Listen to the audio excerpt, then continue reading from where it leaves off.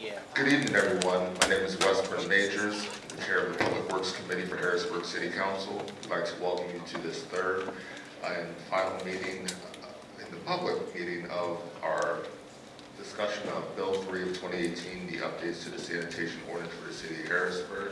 The bill is currently in my committee, the Public Works Committee. We decided to go to the community and get your input and feedback on the changes that are being proposed from the administration, so we can take those comments and feedback and look to make any additional changes or amendments to the bill prior to it coming to a final vote before Harrisburg City Council. That meeting right now tentatively is scheduled for July 3rd. It'll be down at the City Hall at 6 p.m. But with that said, I'd like to introduce Mayor Pappenfuss, who will be giving a presentation of the updates to the ordinance. Following that, we'll open it up for questions and comment. And we have all these folks here from Public Works, the City Treasurer, all our bureau, as well to answer any questions that you may have. Again, this is a proposal, so anything in here can be changed, and that's why we're going to you, the public, for any feedbacks or comments that you may have. So without further ado, I'll introduce and turn it over to Mayor Pappenfuss. Once again, thank you guys for being here.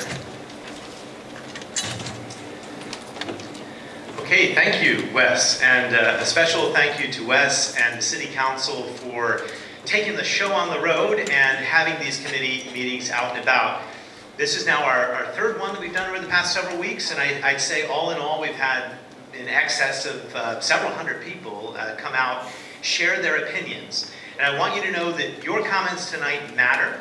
After the last two meetings, we have had our solicitor type up a list of everything that was said, and all of that is going to be given to City Council as they deliberate the ordinance and decide what to amend, what to tweak, what to change. So we're listening and we're taking notes tonight, and this is really about you and your opportunity to ask questions and give feedback. But before that, I just wanted to give a brief presentation. It's the same presentation I've given to others, so that you understand there are really four main areas of this ordinance. And I think Moman is filming and doing the PowerPoint at the same time, so give him a second. All right. So first of all, just wanted to start with a brief update on the public meetings. One of the good things that has come out of these meetings is that we have up here on the dais other elected officials, as well as all of the leaders of our Public Works Department. People have brought up issues about specific select sites in the community which are repeated illegal dumping sites. We've been able to keep track of these, log these in, and make a difference. So if we go to the next slide, just as an example, people were talking about the 1800 block of Market Street. We sent our crew out there. These are all in the public right-of-way, so we're able to get in there and clean those up. Keep going. The 1200 block of Swatera Street, there's a before and after picture. These all came out of the last two meetings that we've had. 1800 block of Boas Street. Now we know this is a problem throughout the city of Harrisburg. Part of this has to do with the high tipping fees that are charged at the incinerator. But one of our approaches for how we are dealing with this is we want people who are hauling trash in the city of Harrisburg to register and to display their registration so that we can check that to make sure that if it's late at night and we see a dump truck filled with trash passing through the city, that we know that that is a legitimate person and not somebody who's come to your house and cleaned out your basement and you've paid and then goes around the block to simply dump it rather than dispose of it properly. So it will help us as taxpayers, and it will also help our enforcement officials get the job done. So some examples. Also, we've had some good feedback at the last several meetings, and a couple points that have been discussed at length. There's been talk about television and tire disposal. And one of the interesting things you'll see tonight is you'll get a little demo of our new recycling app called Recycle Coach. And if you type in tire or television into the search engine, it'll tell you places that you can take them to recycle them properly. And there was some talk about the city possibly having semi-regular collections for those things, and that's the type of feedback that we're interested in hearing. Then glass recycling. There has been talk about, we currently have 10 Glass is not curbside recycled. We have 10 drop-off centers throughout Harrisburg. The reason we do it that way is because we have somebody who will buy the glass if it's segregated like that, and at no cost to the city, and they're a Pennsylvania company, and they actually recycle the glass and turn it into new bottles. If we put it in the mixed stream, it ends up breaking down, it clogs the machinery, and it pollutes the other recyclables, and it doesn't actually get recycled. So, and that's something that we can talk more about as you understand how the recycling markets work and what we're trying to do. But there is concern that we don't have curbside collection for glass, and that's something that we can think about for the future. Also, wanted to remind everyone, since we're talking about sanitation, that you do know, I hope, as residents, that every week you can put out a bulk item with your trash free of charge, and the city will pick it up. So no need to, you know, if you plan ahead and you spread things out over the course of a year, that's an awful lot of bulk pickup, and that's something that if we did regularly, it might be helpful. And then changes to the billing. The treasurer is here tonight. He's going to give a PowerPoint presentation for you at the end of this, very short, to talk about the benefits of this, but I just wanted to reiterate that some of the suggestions that we've had, there's going to be a financial savings if we do choose to go to a yearly billing. And there's been some really good suggestions for what we could do with that savings. So for instance, we could hire additional enforcement officers, or maybe we could have enough resources to staff a outlet treasury, maybe at a facility, at a place in the community which would allow people to make payments without having to come downtown or pay to park. Those are suggestions from you all. This is the type of feedback that we've gotten at the previous meetings. All right, as I said, there are really 4 parts to this sanitation ordinance, and we'll just touch on each of them briefly, and then we're going to go to your questions. But the main reason we're doing this has to do with penalties and enforcement. We have a significant problem with the fact that there's a lot of illegal dumping in this city. And what we've decided to do is we are going to increase fines, but we're going to divide the fine structure into 2 different types of penalties. There's a Category 1 and a Category 2. You can go to the next slide. So this is key to understanding. The Category 1 violations are now going to be, as proposed, punishable by a very significant fine, a $1,000 fine. This is not a slap on the wrist. That fine could also include court costs as well as imprisonment and cleanup costs. So this is a big deal. What we're talking about for Category 1 violations, and we really believe we need this to clean up the city, is to deal with illegal dumping. If we catch you, you will now get fined. Number 2 has to do with improper disposal, including hazardous waste or other types of waste that could pose a significant public danger. Number 3 would be an excessive accumulation of waste. In this case, if people just dumped out over 1,000 pounds, let's just say you just stuck out, you forgot your containers and you just piled it out. Somebody's cleaning out, a landlord's cleaning out an apartment or something else. They're just dumping it out there in excess of what is allowed.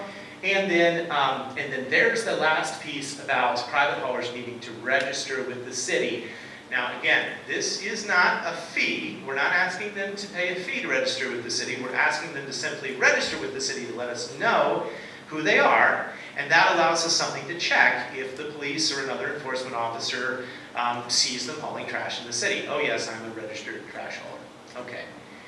Category 2, that would be your more mundane, normal violations. These are lower, and we're proposing a sliding scale of fines that start at $100 for the first offense, would go up to $250 for the second offense, $500 for the third and subsequent offenses.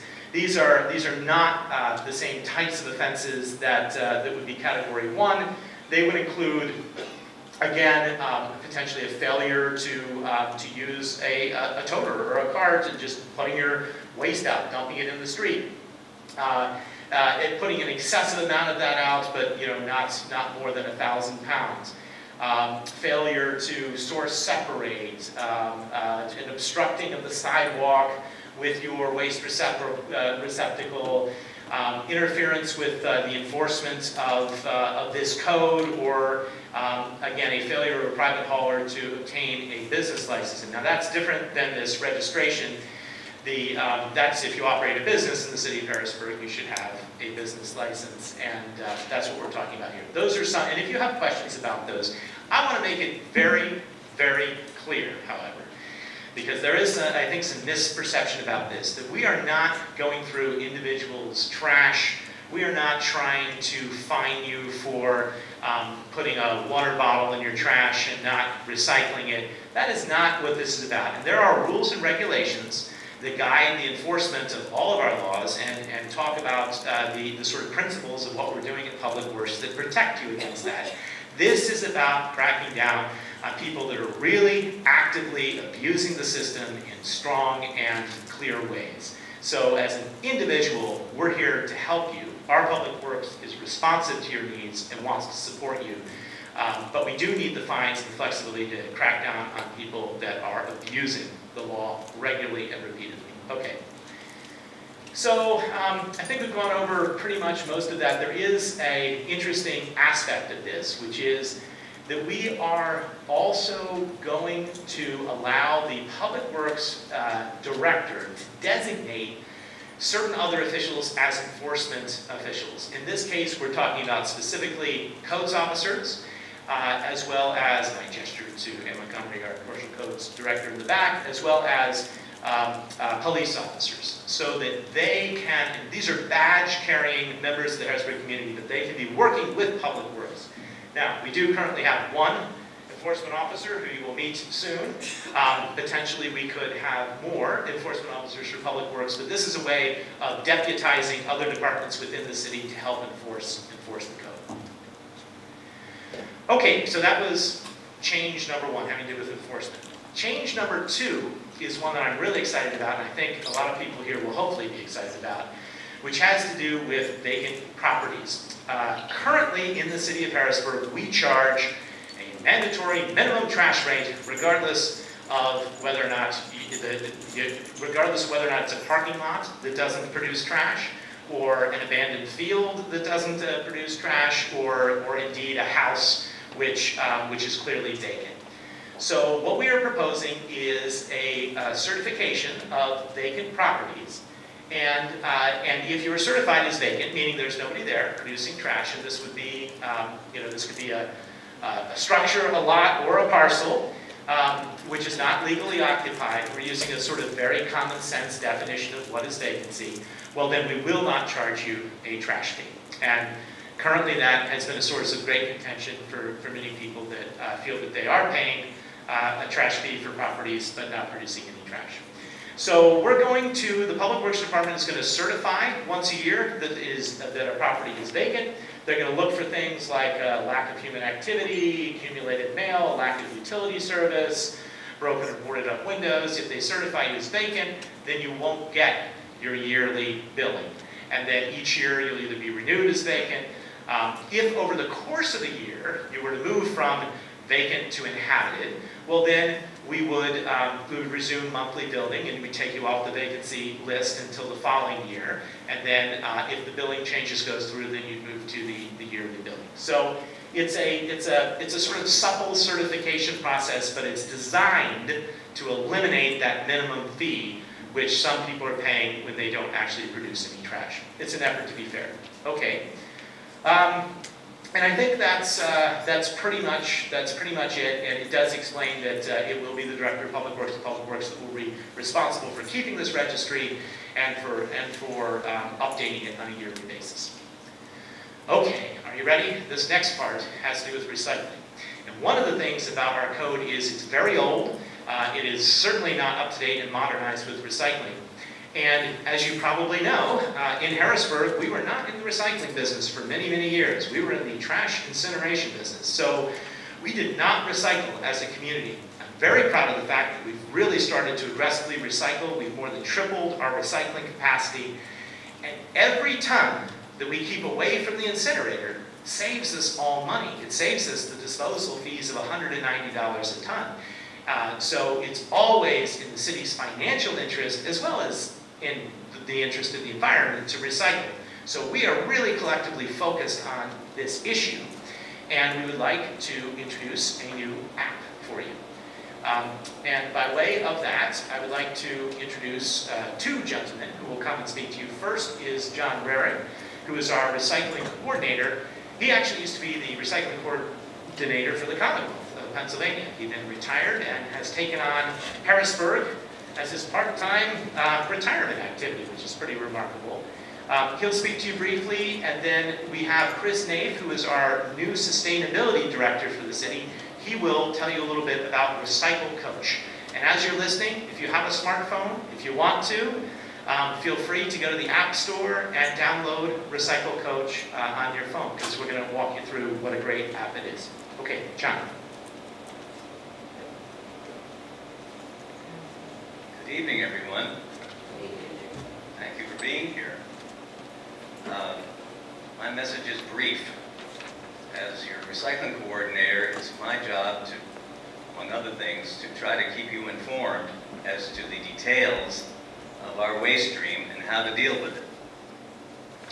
And recycling and trash are rather complicated. We want to do the right thing with these things. We don't want to pollute. We don't want to waste money. And to repeat what the mayor said, every ton that we keep out of that incinerator saves us a lot of money. And we found this application for tablets and telephones, and you can also use it on your home computer, called Recycle Coach. And this is a very simple thing to use that you'll register for. You'll give it your address, and it will provide you with all kinds of information about the schedules for your trash and recycling pickup, yard waste pickup, street cleaning schedule. But it'll also provide you with a great deal of information about waste materials. A very simple search procedure, you can find out what to do with everything, whether it gets recycled, whether it goes to the incinerator, or we have to do something else with it. And you'll find out all this information on this device, and Chris is going to tell you about it. This is an app that is used in a whole lot of cities in the United States. And we're lucky to have come across it at a time when the company is really good at customizing it. And this is designed specifically for Harrisburg. The information on it all applies to Harrisburg. It's not some generic thing. It's very particular about applying to Harrisburg.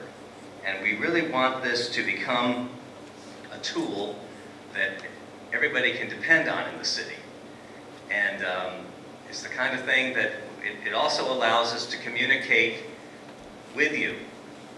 In other words, if we have some new wrinkle to recycling, for example, the glass change that we just did, we could use this to push it out to you and say, okay folks, we're going to change the way we recycle glass now. You take it out of the trash, and now we're going to recycle it again, but unfortunately, it means that you have to take it to a drop-off point at somewhere around the city. Pretty easy to do. I hope everybody's doing this, and you're doing it on your way to some other errand. In this neighborhood, we have a dumpster over at the Uptown Shopping Center. I'm here to tell you it's full just about every Sunday. So keep that up, please. But this will, when there's bad weather, we'll be able to use this to notify everybody that the trash schedule is going to be changed if it needs to be. And messages like that. So we feel that we're really on the old cutting edge here of being able to communicate about this very mundane but very important thing to help everybody recycle as much as they can and to do the right thing with the rest of their trash. And again, the more you recycle, the more money the city saves. And now I'd like Chris to come up here and describe more about this application. Thank you very much, and thank you for recycling. So, as John mentioned, currently we do have the Recycle Coach app available for everyone. You can get it on your smartphone. There is a yellow page at the table in the back for anyone who didn't see it with step-by-step instructions about how you can go about getting it. It is free. That's available on either the App Store or Android. But also, if if you don't have a smartphone or maybe you don't want to download the app, all of the same functions and all of the same information is currently available on the city's website, and that's what we have listed here. So if you were to go to the city's homepage, which is harrisburgpa.gov, and click on the residents tab, and then trash and recycling information, or even just search for trash or recycling, this is one of the first pages that will come back. So the app can do a number of different things, and the tabs you see here, such as what goes where and my schedule, are exactly the same as they show up on the smartphone app itself. It has all these same information. So if you have any questions about trying to recycle or dispose of any type of material, anything from diapers to plastic bottles to tires or old TVs, you can type it in and it'll bring up the information about whether what you're looking for is recyclable in the city of Harrisburg or not, as well as how you should go about disposing of it, whether it's something that's picked up through curbside collection, or as the mayor had mentioned, our glass drop-off location, as well as a list of those locations with the address. Also the My Schedule tab that you see here on the right, that when you click on that, it'll prompt you to put in your address. And after you do that, it will actually load a schedule with your actual recycling and trash schedule for your address, as well as events such as yard waste collection, street sweeping, and also any sort of events such as holidays, or as John mentioned, if collection is moved back a day because of bad weather, snow in the winter, that sort of thing, that will be available there with additional information and resources related to all of that. Another very good feature of that is that you can actually use that to set reminders for yourself, either through email, through a text message. So for example, our Department of Public Works gives out free bags for yard waste collection. So if you wanted to set a reminder for yourself 2 days before your next yard waste collection to go down and pick up your free bags from the Department of Public Works building, you can do that with this app. In addition, there is actually, as you can see at the bottom here, the link to get the app directly from our city's website, webpage. And at the very bottom, beneath here, what you can't currently see at the moment, there's some additional resources with general information about recycling, and also that there's a quiz you can take to basically get an idea of if the current behaviors that you're exhibiting and the way that you're disposing of trash or recycling actually matches up with our city's current program, to get a good idea as to whether you're putting all the materials in the correct bin and going about disposing of everything the right way. So this is another piece of information that's available under more resources in the app. We just wanted to take a brief moment to go over some of the major trash and recycling issues that we have in the city, different types of materials that are a little problematic that we get a lot of questions about, or that we find in the wrong type of receptacle. So the first thing that John wants to reiterate, I think, is that diapers are definitely not recyclable. So that was one issue that we have more than you may expect. Also, food and food wrappers. So some types of food containers, such as a cardboard pizza box, actually are recyclable. But if there's still food waste in them, if there's a lot of grease on the cardboard in the pizza box, then it's not recyclable. It will actually gunk up the recycling machine, so we would ask that you would dispose of that in the trash if there's a lot of food or grease that's still on the containers. Also, white foam cups of styrofoam, essentially. That is not currently recycled in the city of Harrisburg, so we would ask you to put that in the trash. Also, when disposing of trash in your cans, try to be sure to make sure that it's in bags. Despite how durable those recycling and trash toters look, there have been instances of animals chewing through them to get at something that they could smell inside the can. So we would ask that you make sure to bag up everything so that that sort of thing doesn't happen. Also, plastic grocery bags.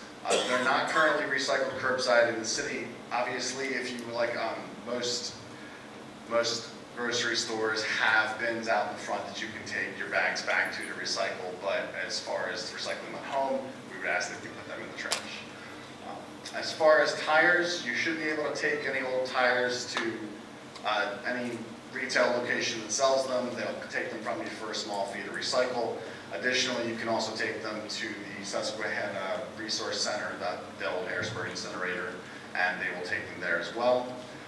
Old televisions, large tube televisions, CRTs, you can recycle those at the local county recycling center, which is in the same area as the incinerator, at no fee. Both for tires and televisions, we just wanted to point out, if you or someone you know is elderly, differently able, or not really able to transport those things yourself, then you contact the Department of Public Works for assistance with that. Finally, we just wanted to reiterate again, as far as our glass bottles and jars. So again, those types of items are not currently recycled curbside, but we do have 10 different recycling locations located throughout the city. Each of those locations, along with their address, is available on the app and the website. So you can get all that information if you need it there. And we hope that you will download the app or use the information on the website. They're very valuable resources, and they contain pretty much any information that you could want about disposal of trash or recycling in the city of Harrisburg.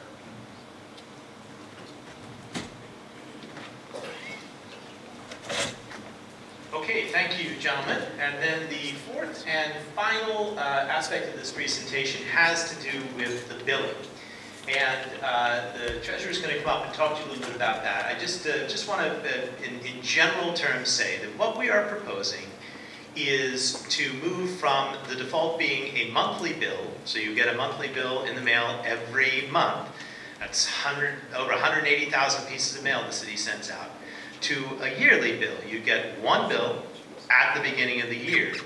Now, that would then become the default. So you would get a yearly bill, but if you wish to pay monthly, you could simply sign up for a payment plan and you would pay monthly just as you are now. You just wouldn't get monthly invoices, okay? But the default would switch from being this monthly default to being a yearly bill at the beginning of the year. Now, to explain that in greater detail, I want to introduce our treasurer, Dan Miller. We've been working closely together on this, and it is an opportunity, as he sees, for Treasury to provide even better customer service with all the hours that will be saved.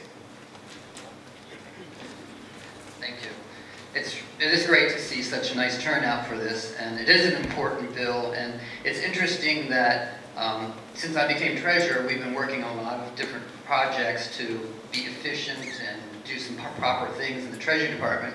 And this was an idea that we came up with and worked on the project ourselves, not knowing that there was this whole other bill to do all these things in the sanitation.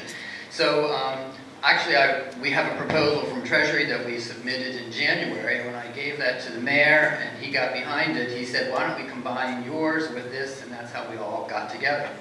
If anybody's interested in seeing the original proposal, just give me your card or your email and I'll email it to you. So, if we want to go to the first slide, basically what we do now in Treasury is, as was said, we send out an invoice every month. That's over 200,000 invoices that the city's printing. We're mailing 140,000 pieces of mail, and then basically 200,000 receipts are coming back to the Treasury Department that we've got to deal with. So it's a very staff-intensive procedure, and we're trying to think of a way that we can be more efficient and save some money, save time, all of those things. And so we've come up with this proposal, as was stated. And this is really key. I'd like people to pay attention to this. This is it. But right now, you get a real estate tax bill roughly January 15th. What we propose is on that bill, we're going to have another line item, and it will be your annual trash fee. So it will be included right on the real estate tax bill. And that's really important for, not only will it save us a lot of processing in Treasury and IT and in the mail office, it's really important, crucial for another reason. If you remember, 5 years ago or so, the city used to bill for water, sewer, and trash. And if people didn't pay, we had some leverage on that, in that we could ultimately turn someone's water off.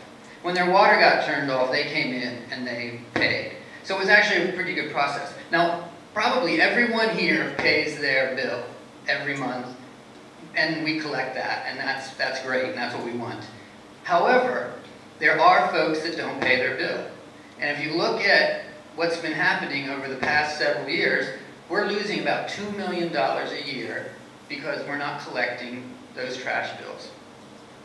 If we put this on the real estate tax bill, the way we process those, probably none of you have not paid your real estate taxes either, and that's great. But if you don't pay your real estate taxes, at the end of the year, your real estate balance goes to the county, and Dauphin County has a means to collect that with some more higher enforcement powers, and we generally collect about 98% of all real estate taxes.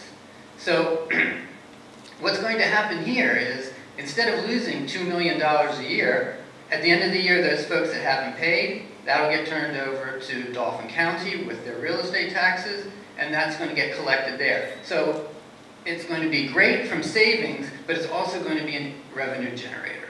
So I think, maybe not everybody's going to like exactly what's going on, but we need that revenue. This is a good way to get it, and we're not increasing the fee at all. It's the same fee. Everybody's going to pay the same amount. It's just that we're going to have a little different timing and a little different billing. Now, here we go. Right now, about 70% of our real estate taxes are paid within the discount period. That means within the first 60 days after the bill.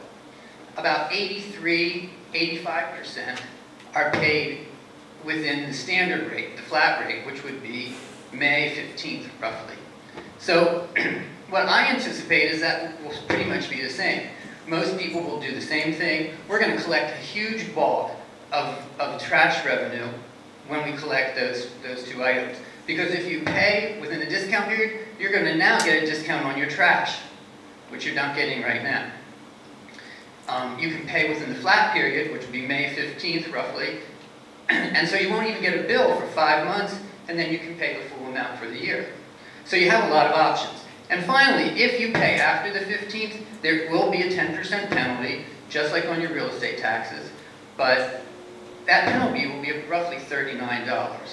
So it's not going to be, I know that's, everybody's thing's relative, but it's not really a bank breaker. So we want to go to the next section. Here are the payment options. Number one is you can pay it within a discount period. It's $380. You can pay a flat rate, May 15th roughly, $388, and it's with the penalty, it will be $427. And you don't have to pay that then until December 31st. So you have a lot of options there. I'm going to go to the next slide. And currently, if anybody's aware of this, we already offer a payment plan for real estate taxes where you can make 4 payments. And we're going to continue that, and you can add the trash fee right to that. So, we're going to have that payment plan. And then also, we're going to have a monthly payment plan. So this would be the new thing. And in both cases, you would have to sign up by the end of February if you want to do this. That's going to be the cutoff point. So if you call us, or hopefully we'll have something on our website you can download and mail in. But let's say you want to do this, the 4 payment plan. You sign up for that. We will then print out, tear-off sheets, basically. And that's the way it is right now. And you'll have 4 equal payments. You tear that off and you send that in on the date that it's due. Okay? And so we'll continue to have that program. The new program will be the monthly payment.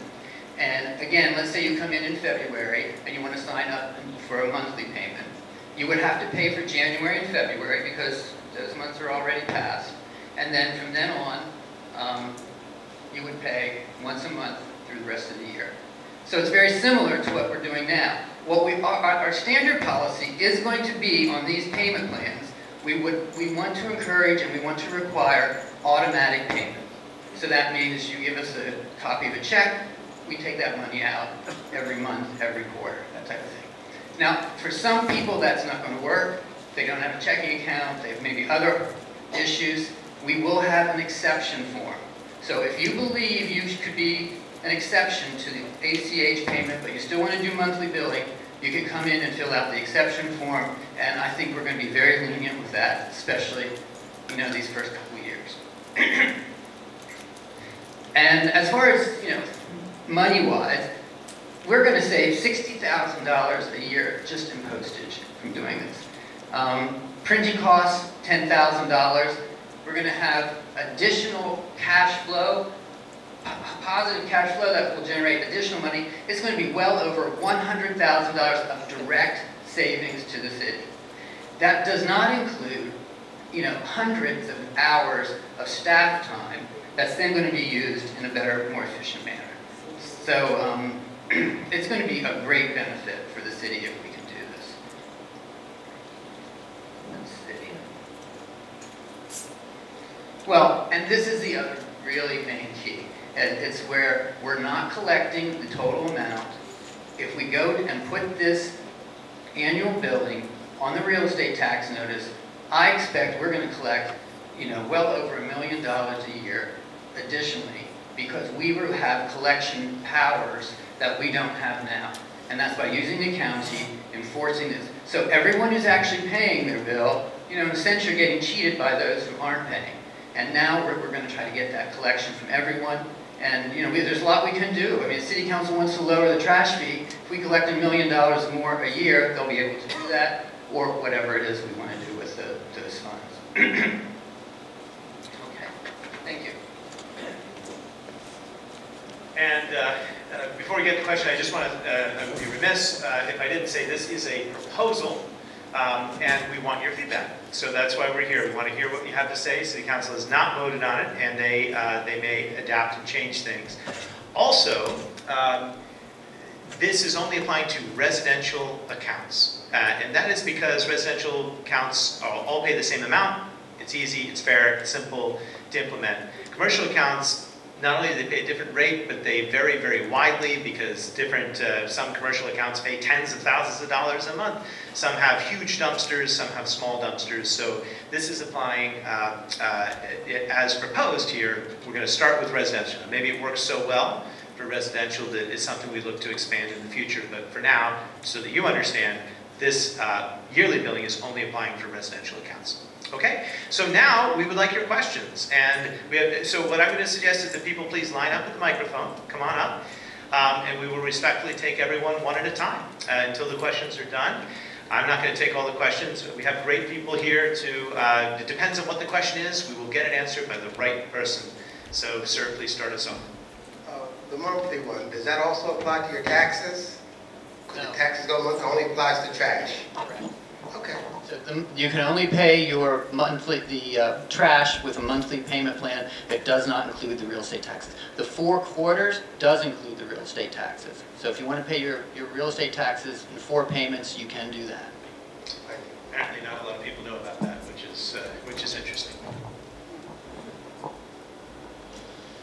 Without being able to drop off your bottles up to the different collection areas where you don't have any transportation, is there possibility for pickup at house, at address? So currently, and you're talking about glass, Yeah. currently we are asking people to take them to one of the 10 locations. Now, a curbside glass collection is something that the city could consider, but it would need to be segregated from, no matter what we do, it would have to be segregated from the rest of the mixed stream recycling. So, and that there'd be a cost associated with that, and that's something that we could look to towards the future. The way the recycling markets are working nationally, it's in the news a lot, you may be aware of this, but there's great concern about corruption of the recycle stream, which then leads to an excess of unsellable product, which then ends up in landfills and ends up not actually being recycled. So as wonderfully convenient as the mixed stream is, it works well if it's not contaminated, but glass is one thing that does not work well with the mixed stream. Okay. Yeah, my only concern is I know that there are individuals, I as one, that don't have the ability to take a bunch of bottles up. I also think we'd be willing to consider additional locations beyond the 10 that we put out there. We did try and choose every quadrant in the city for one, but maybe your neighborhood or your group or your block would like to nominate other additional locations. John? Can I talk to you after the meeting? Certainly. Okay. I have one other question too, that I know that I'm in the food industry, and I know that there's a lot of plastic containers that go into the recycling cans, okay? And they're not, some organizations, some individuals keep they clean up all the food out of them, but a lot of them don't. What do you do about that? See, that's the problem. Because you have a mix-up of good and bad. Hopefully we encourage and we educate people to do the right thing, which is you need to not put food waste in the recycling stream. The answer is they will all go to the recycling facility, but the recycling facility may not be able to sell its product if it is contaminated with food, and that will defeat the whole purpose, because then it will actually not end up being recycled. So you need to, pretty much all plastics are recyclable. They have the recycling symbol on them, but that you need to rinse them off before you put them in the bin. Okay. It's a bit of a nit, but I got this thing that says that bottles and jars are recyclable, but the signage at the sites that says that it's bottles only. So that, you know, took a bunch of stuff up there, and it's not matching up. Okay, so it definitely jars are allowed. Maybe we need to look into changing. So at the drop-off locations, apparently the signage says bottles and not bottles and jars. Okay, so we'll look into seeing if we can update that, but please know that you can take your jars, tomato jars, jam jars, all that. Yep. I have a couple of questions. The decision to make it apply to residential only and residential first, is there not a problem with delinquency rates for commercial properties? And if so, what is the delinquency rate for commercial properties? And what is the penalty if they're not paying to have their trash picked up? Do you just don't pick it up? So we actually have a collections attorney, and we have a new one. Is he here? Yes, in the back. Raise your hand, just so you can see. Just started work at the city this week. And one of the avenues that we have for these major commercial accounts is we can put a lien on their property. And that is not something that we're going to be doing for residential properties, but is a tool in the toolbox for commercial accounts. And we do have a delinquency problem with certain large commercial accounts for sure. But we are approaching that with our legal efforts at collection. And just again, because there's such a difference between a small business and a large business, and there's a lot of different types of variation in the commercial accounts, we thought it would be easier if we're going to do a change like this to start with residential, where everybody's paying the same rate. So that's the thinking. Okay, and there's no other option for compelling payments for residential other than, because my question is, if, for example, someone doesn't pay their annual trash hauling fee for a year or 2 years, does it then subject their properties to being sold in a tax sale? Under the new proposal, it would. Under the current proposal, it doesn't. So what would happen, just so we're clear on that, is we're proposing that if not paid over the course of a year, would then go, as would a delinquent property tax, to the county. The county then tries to collect that, I believe it's 3 years. And after 3 years of attempting to collect it, it would put it up for sale. And that might not be such a bad thing at that point, because we do have a lot of just, you know, houses that we can't even identify who the owner is, and I think the community probably would like to see those, if in certain cases, change hands. Yeah, in certain cases, but yeah. in a case where someone's occupying property and can't make a $400, or doesn't for some reason, make a $400 trash payment to subject their house to being sold seems to be extreme. Well, it'd be a minimum of 4 years of not making a payment, and the county does. There are ways to work out payment plans with the county. I won't address that, and that's the way the system currently works for property taxes. Yeah. It could be sold if you're delinquent 2 years. Is it 2, not 3? 2. Okay. 2 years. Also, I guess I'm counting the first year.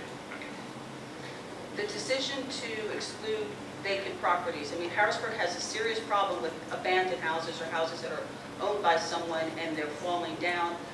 If they're not even required to pay a tax hauling fee, you basically can purchase a property in Harrisburg, live in New Guinea, and have it fall down around your head. And if you're paying your, presumably your city and your county taxes, you're fine. Why would you take revenue from properties that aren't being kept up from the city coffers? Why the decision to not assess a hauling fee against properties in the city that are vacant? So we did do an analysis of vacant properties and whether or not they were paying their trash bills.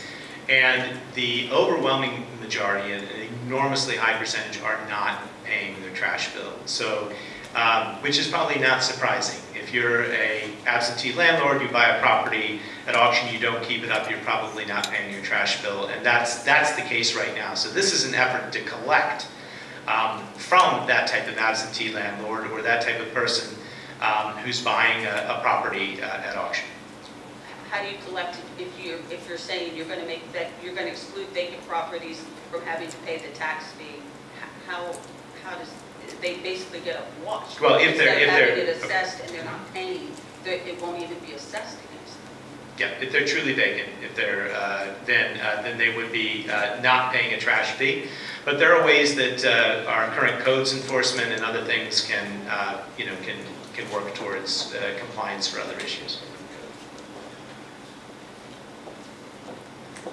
Hi, I just moved to Harrisburg, and I'm really glad that you guys are having this conversation. I was involved with the Department of Sanitation as a volunteer and an administrator on the side of composting, but quite involved with recycling, reduction, and reuse in general.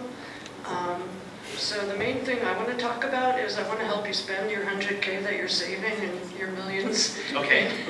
And composting actually is not one area. Composting. In public information and education. Okay. As an example, as a new resident, I moved here, and because I'm passionate about all this, I took it on myself to go to the city website and look up the sanitation department and see how my trash collection works and see how recycling works. It's different than where I came from, so I took it on myself to self-educate.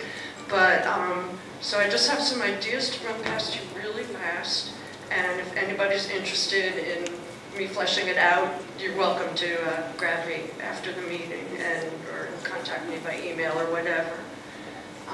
Perhaps when a new deed is registered downtown, or I don't know if leases need to be registered with the city, perhaps that could trigger an informational mailing so that somebody who's new, who may not take it on themselves to visit the website and proactively look for this information, could be informed. Where I come from, there were stickers on the recycling bins with the universal language of simple graphics. So there was a side that showed what to put in the bin and a side with don't put these things in the bin. So maybe some graphic education would be helpful, particularly maybe in communities with mixed primary languages at home. Another thing is that kids will always get on their parents to do things right and keep things looking good and take care of the environment. So to develop units for maybe a special field day or something for every, maybe 3 times in the course of public education. The little kids reinforce it in middle school, reinforce it in high school. So educational component. Again, where I come from, there are events called safe disposal events. And it's both to collect electronic waste and hazardous waste that you can't normally put out in the trash. But you might be someone like me without a car. You can't take things to the dump. So you put up a big tent and you have printed material and you have little events and it's a place where people, it alternates, rotates through neighborhoods, let's say. So each neighborhood is hit once or twice a year. So you have somewhere to bring some things. And also, in the realm of public information, I imagine you're planning this, but I hope there's widespread informational campaign about fines and the way the new tax bills will work. And other than that, the second thing I want to say, it's just 3 words: ban styrofoam, please. And the third thing I have to say, it's really bad stuff.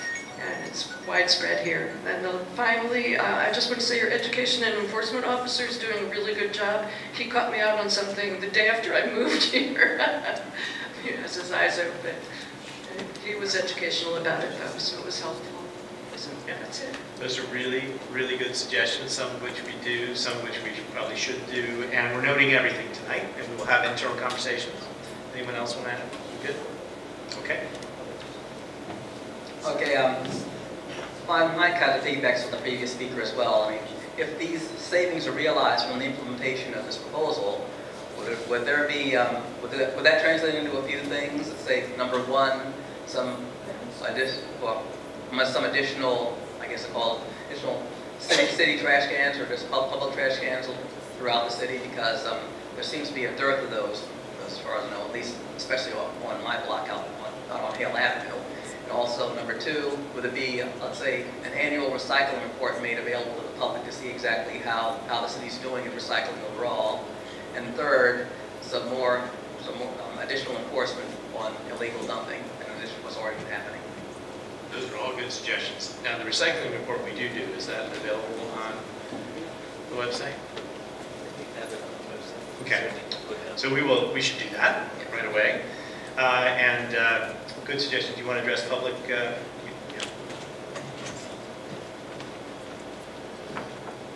Yes, with the sidewalk receptacles, while we used to put them out there, whether it's for, little candy wrappers, people at the bus stop, those types of things. But in some neighborhoods, the sidewalk receptacles was used by the residents, but believe it or not, try to stick a mattress in something of that sort. And a little bit of everything. But then you got to understand, when we come in that area to pick up your trash, we only in that location. We pick the trash up once a week. Well, the sidewalk receptacle, like I said, it was for candy wrappers and things like that. That would last for the following week. But when neighbors, when residents put other things in there, then that's why you see it overrunning. And then I would get the phone call, hey, the sidewalk receptacle wasn't empty. It was empty. 9 times out of 10, it just filled back up because of what people was putting in there. So the trouble areas, we removed them. That's why you don't see some of the sidewalk receptacles in certain places. So that's it. But again, that's something that we can discuss again. But we would have to actually have another individual going and picking up these sidewalk receptacles on a daily basis. That's what would have to occur. But that's causing more manpower. So that's the issue with that.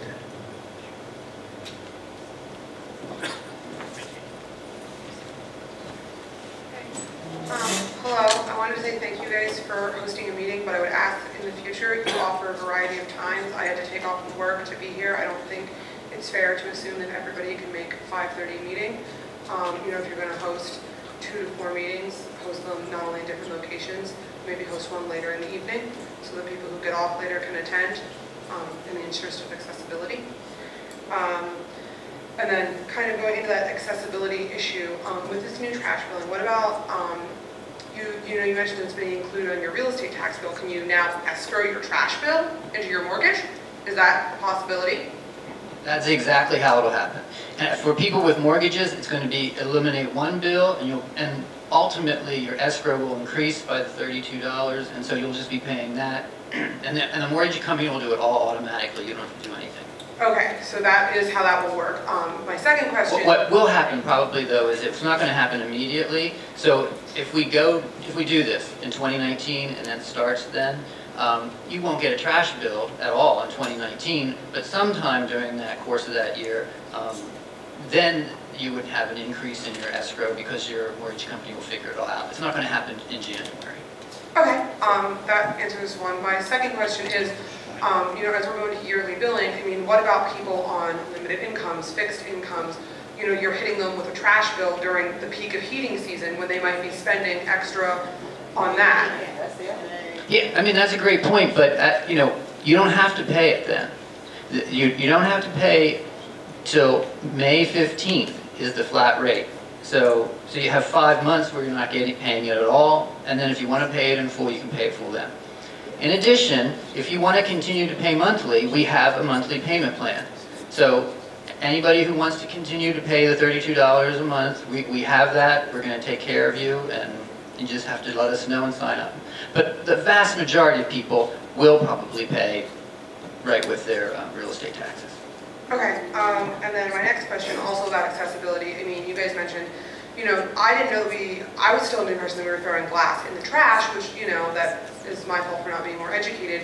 But, you know, what about individuals who don't have cars or who can't drive to those pickup locations? You know, if we're going to save all this money, can we get a separate receptacle to put our glass in? I understand that it can't be in the multi-stream, but, you know, if we're saving this much money, are we going to see an increase in services? Are we going to see some of our potholes fixed? You know, I'm not against saving money, but I am, you know, if I'm paying, I want to be seeing an increase in services with that. And kind of along with that, you mentioned that, you know, cutting trash bills for individuals who have vacant properties. What about people like myself who put out about a bag of trash a week? I'm paying the same rate as everybody else. Why is it that I'm paying when I have neighbors who are putting out 10 times the amount of trash that I am? You know, that doesn't seem equitable to me, and I certainly don't think that we should be giving slumlords or vacant property owners a pass. Yeah, they might not be using the services, but they're still blighting the city. Slap them with a fine. You know, they should be paying for trash the same as I'm paying for trash. Regardless of, you know, I'm paying for it whether I utilize it much or not.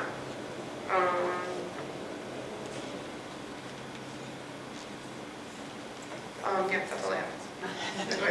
So I would just say, with regard to the savings, if this does pass as proposed, which is an if, but if it were to, first of all, we'd have 6 months really from for the rest of the year to inform people and to let people know it's coming and to do that type of communication campaign.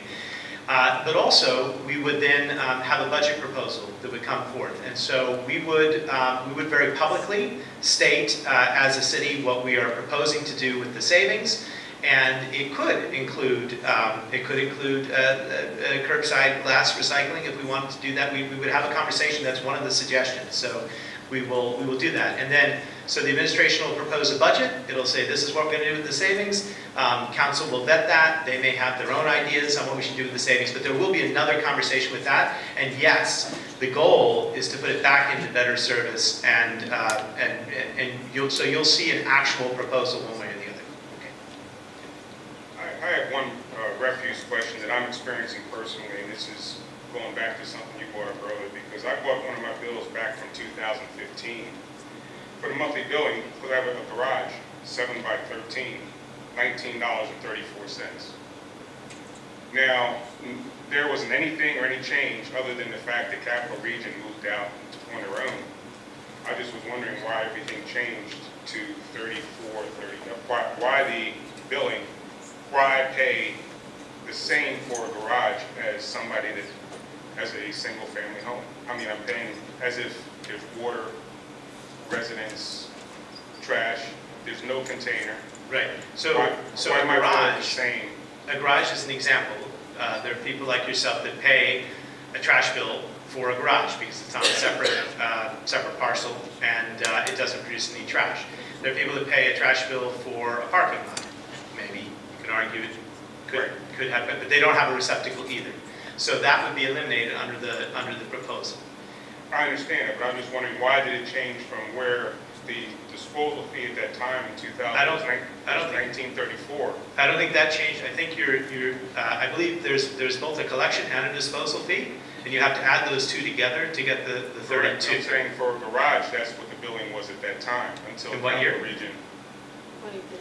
2015 or 15. I can. Yeah. So that hasn't changed. Yes, it has. Yes, it has. From what to what? In 2016, we added on the $13 minimum fee for every property. That's under the collection. Yes. Mm-hmm. Right. Before they were only paying the disposal, then in 2016 we started charging everybody the collection. Right. Yeah. That was based on an interpretation of our current ordinance, which is what we are proposing to revise here tonight. I was just wondering how that change took effect. I mean, was it something that was voted on? Was it something that in discussion, or was it something that was just done? I think it was something that was, what happened was, when we took office in 2014, we conducted an audit of all of the trash accounts in the city of Harrisburg. And we did this at the same time that we distributed the new containers and the new cans. And basically, we discovered that a lot of different accounts were out of date, were being charged different types of rates, and we really standardized it. So now everybody pays the same rate for, for each account. So it grew out of the audit is the answer to that, which we conducted in 2014 into 2015. Okay, but you're saying that coincided with the issuance of the containers. Yeah, I think that's right. I think then the containers got issued. I believe for vacant properties or garages, you're issuing containers. Isn't that That's right, but the charging of the minimum fee for all properties was part of the audit.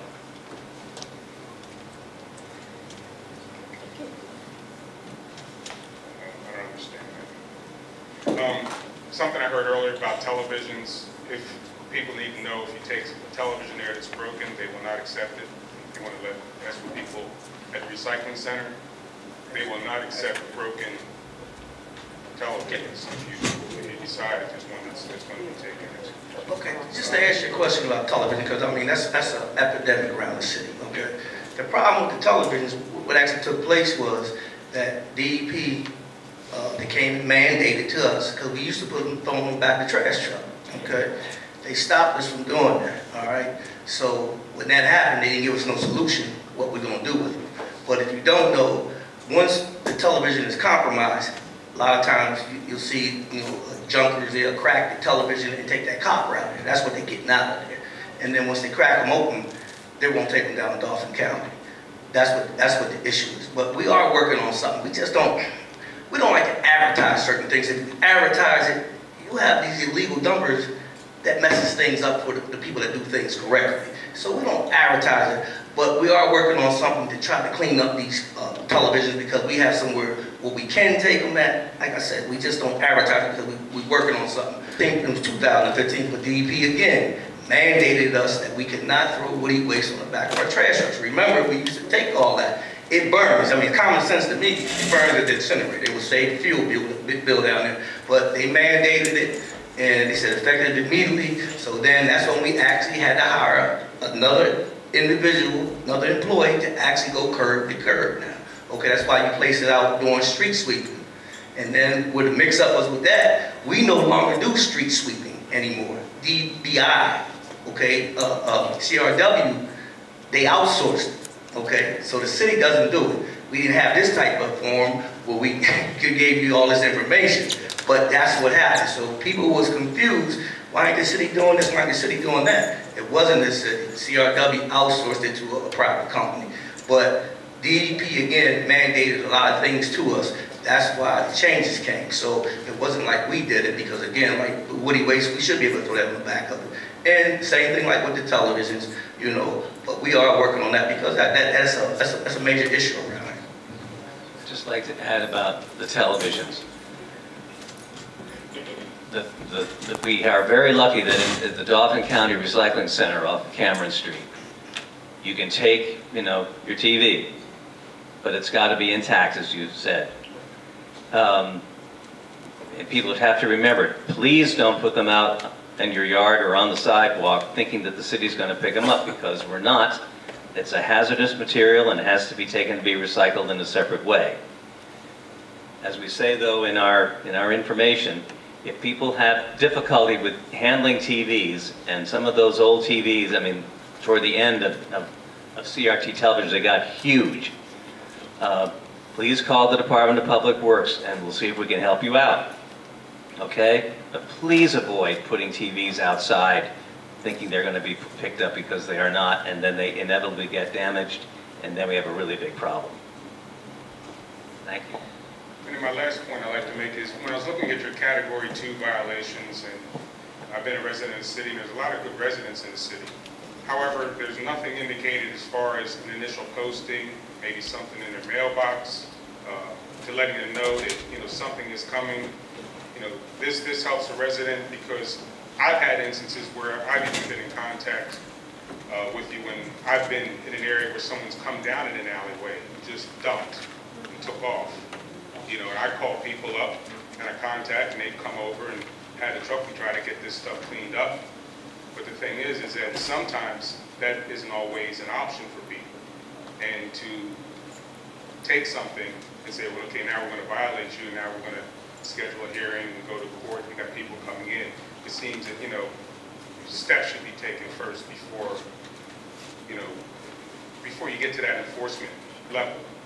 And there's nothing in any of your presentations, you know, indicated that as far as, you know, contacting city codes and saying, well, listen, how many times has, you know, this property been on the radar? You know, how many calls have you had with this? You know, it may just be the first time. That's right.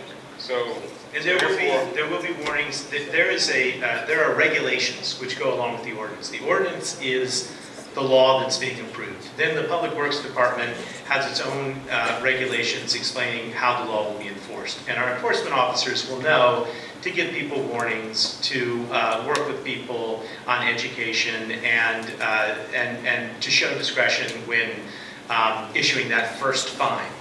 And then you see after that, then they escalate. Do you want to talk a little bit about how you work with people now? And yeah.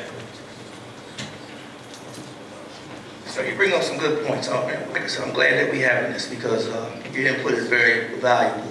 Because we need y'all help to help us. Because with this illegal dumping, we're chasing our tail. You only get it mad. We got pictures in our cell phone. We take pictures. We take before and after pictures anytime that we clean up.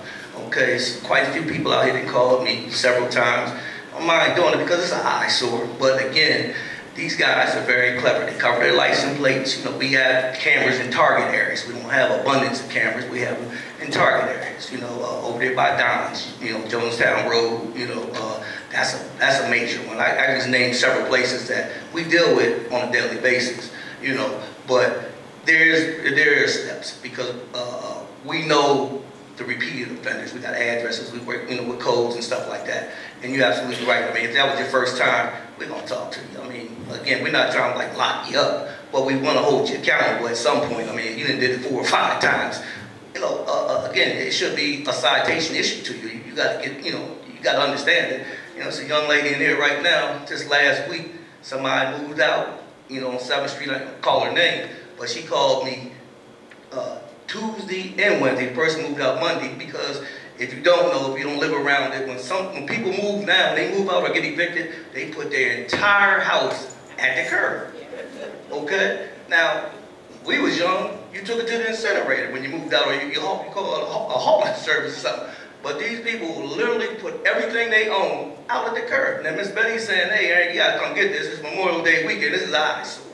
Okay, we get it. But again, with the landlords, they got a security deposit from the folks that moved out. So again, why should we be on the hook of taking it, paying that $190 a ton? But we got to clean it up because it is an eyesore, and we understand that. But we only gonna tell you 3 times. You know, I'm a baseball guy. 3 strikes, you got it. You got to get something. You got to be held accountable.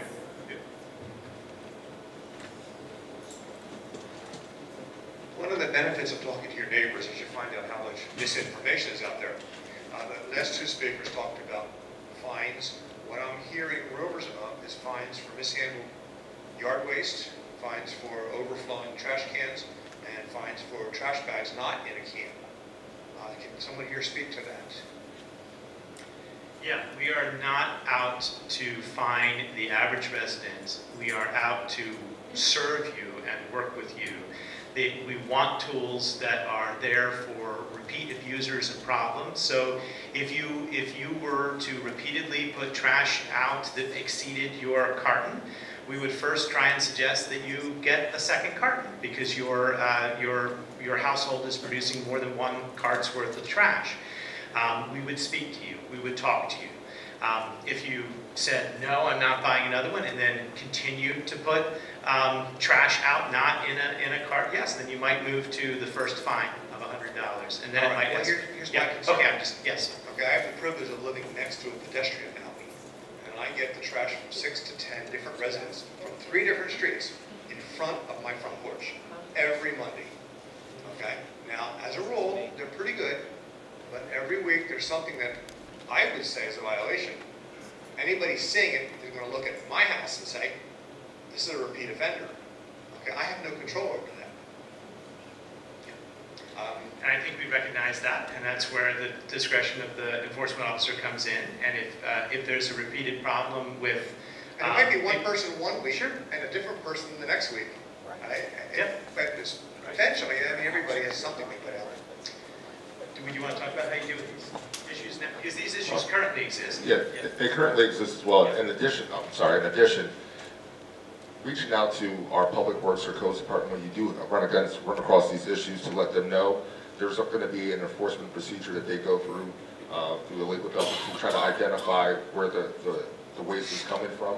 But if you allow Public Works and provide them with notification that these things are occurring, it may not fall directly on you, because we do know that there are instances where people do place their trash in other people's receptacles. So providing our Public Works Department with notice that something is occurring at your property to help alleviate some of those. Well, I'm sure the guys that are picking up the trash realize it, because the whole trash for the whole block is there. Okay. One other question. I have heard a complaint about the recycle bins are top heavy, they don't have lids, and the wind catches them.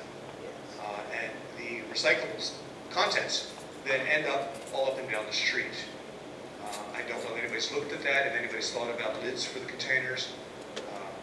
Or maybe next time the city invests in containers, they look at a different type of container.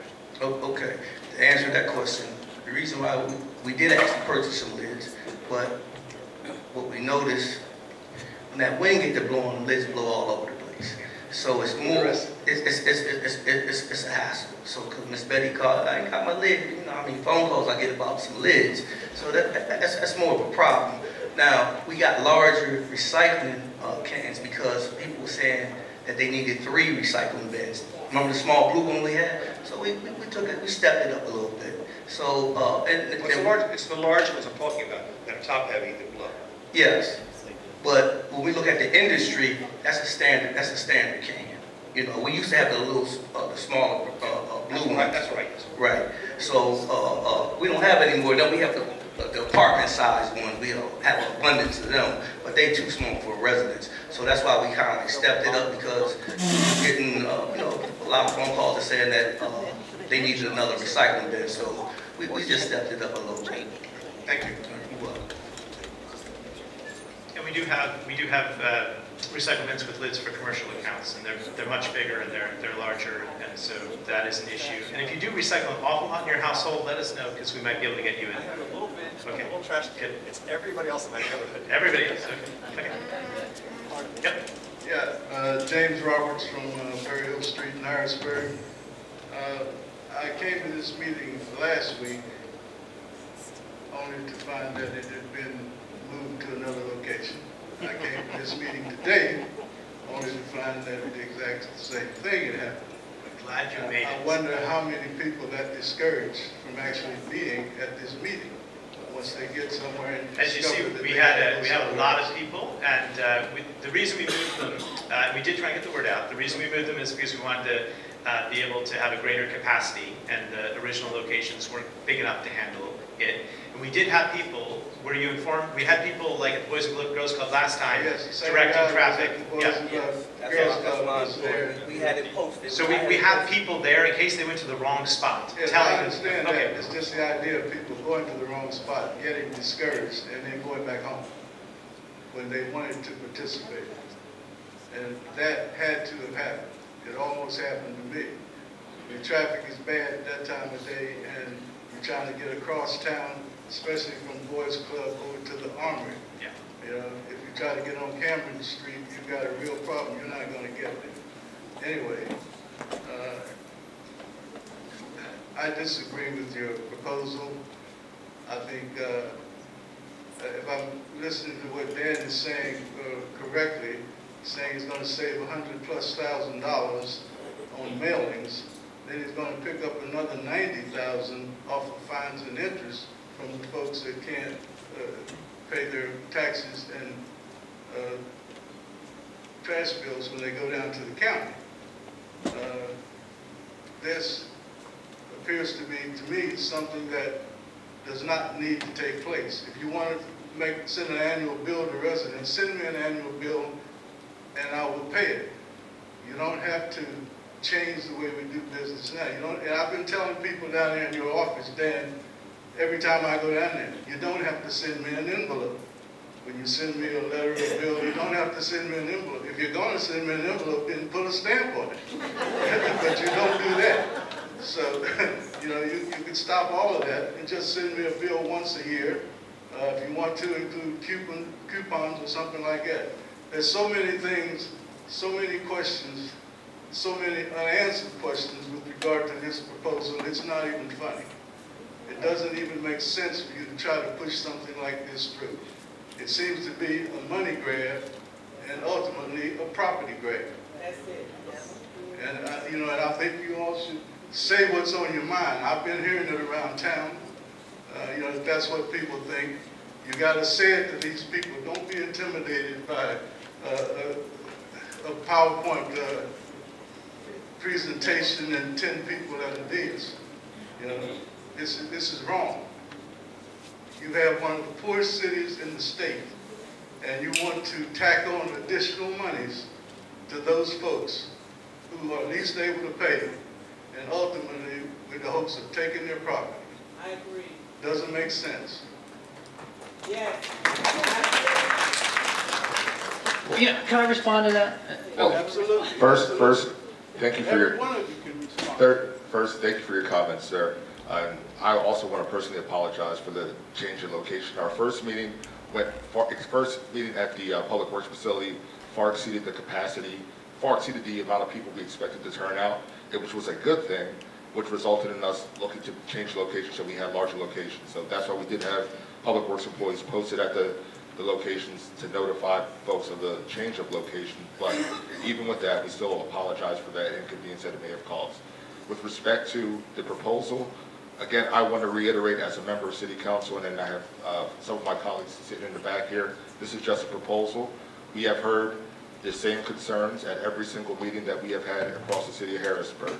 And by no means is the proposal that you see guaranteed to be the final result. All of my council members, we have talked individually, collectively via email, and with residents via email about these concerns that you do have, and we're looking at ways to potentially address them so that residents don't have to have a concern about their property potentially being taken away from not paying their trash bills for 2 years. It is something that we are currently deliberating. So again, and I like to reiterate it too, the mayor mentioned it too, but this is just a proposal. So anything that can be changed that you see here or see in that ordinance, if you have additional comments or questions or concerns, feel free to reach out to me personally as the chair. My email address is on the city website. I'll also give you my email address now. It's my first initial W, last name Majors, @harrisburgpa.gov. Folks here also have my personal email address. I've contacted them via personal email to address those specific concerns as well. If you need to call, feel free to call the city clerk's office. They can relay a message to me, and I can get directly back to you or any resident in the city of Harrisburg that has concerns. This is the reason why we're having these meetings, so we can hear your concerns. Because, an idea that gets floated between the administration and council, we go, okay, let's present it to the public. If the public does have concerns, that is why you have elected members of city council to work to try to address those concerns and make amendments to any legislation that comes down before us so that we can make sure that the voices of the residents are heard. So I do appreciate your comments, and again, if you have any additional comments or feedback, we have contact information back there. One of our city clerks is up here. You can contact her or reach out to any member of council. Thank you. I have my mortgage escrowed through a major national bank, and I contacted them this afternoon and spoke with someone in their escrow department and mentioned what was being proposed here. And they wouldn't tell me that they would actually pay it. Because it's included, even though it's included on the bill, it's like a separate line item, they wouldn't say that they would necessarily pay it. Well, I suspect they will, because it's going to be a lot more work for them not to pay it than to just pay the total bill. I mean, this is not, when you say we're trying to take people's homes, that's absolutely not the intent at all. We don't want to do that. We're trying to be efficient. We're trying to actually collect trash fees from people who aren't paying them. And that's, for everyone here who is paying, if you are paying, it's really not fair to you for people who don't pay and get away with it. Turn them over to a collector.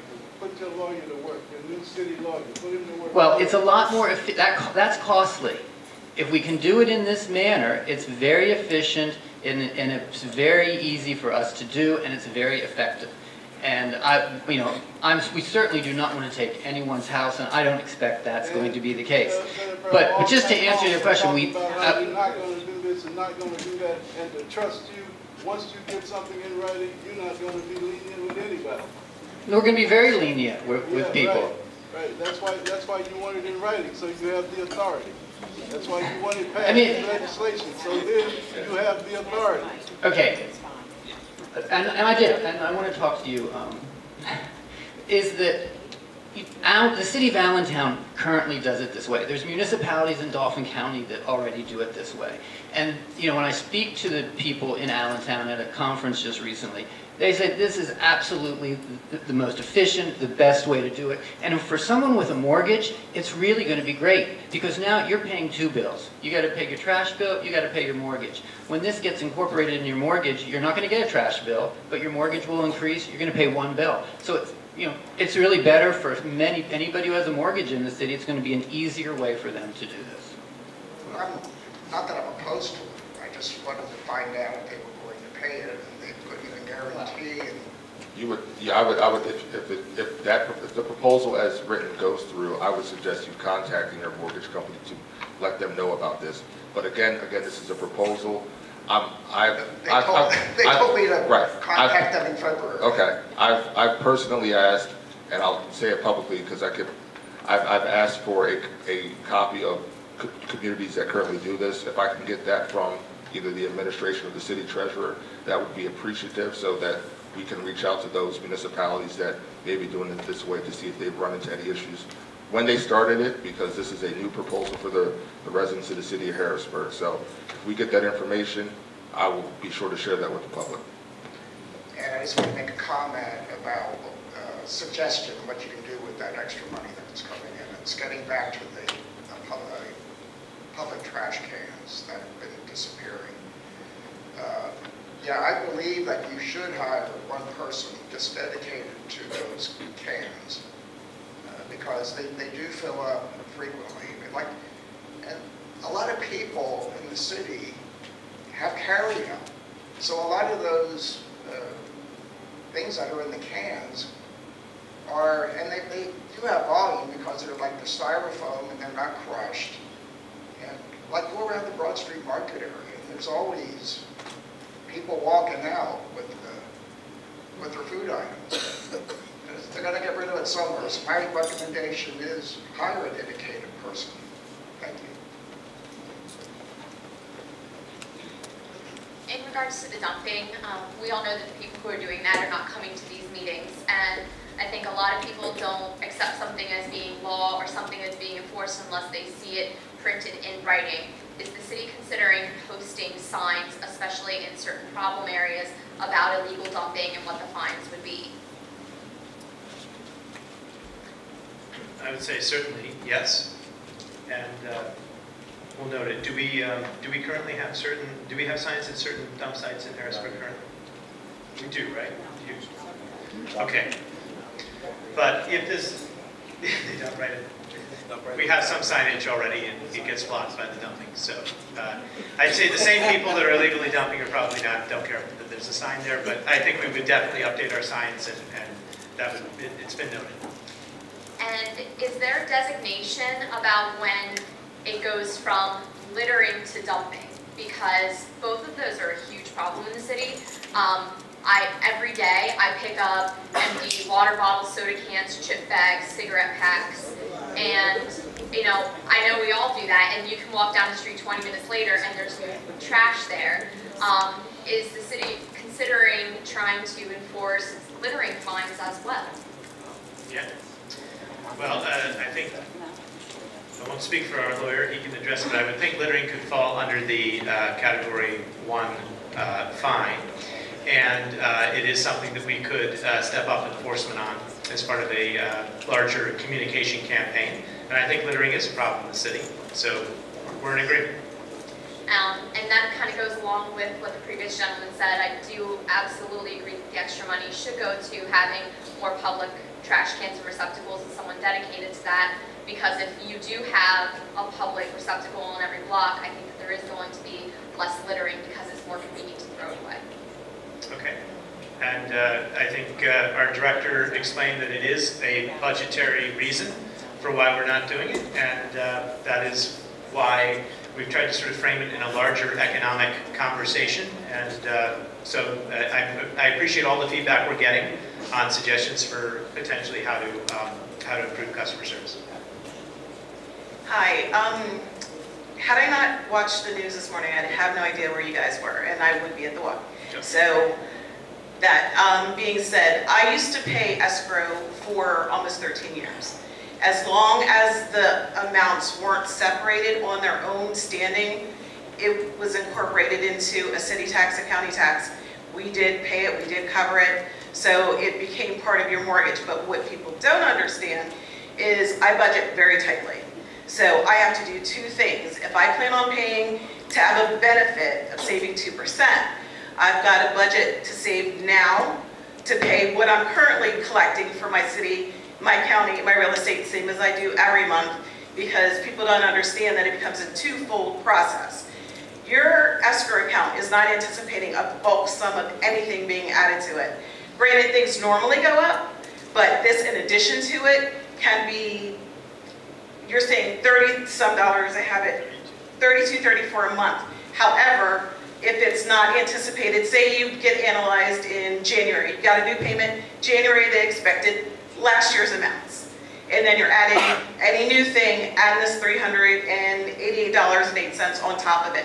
Come next year, if you guys are not paying your own or paying money into escrow as though they are paying it on your behalf and not reimbursing it, it will be a double whammy or less than. Excuse my voice, I don't like public speaking, but I had to come up here.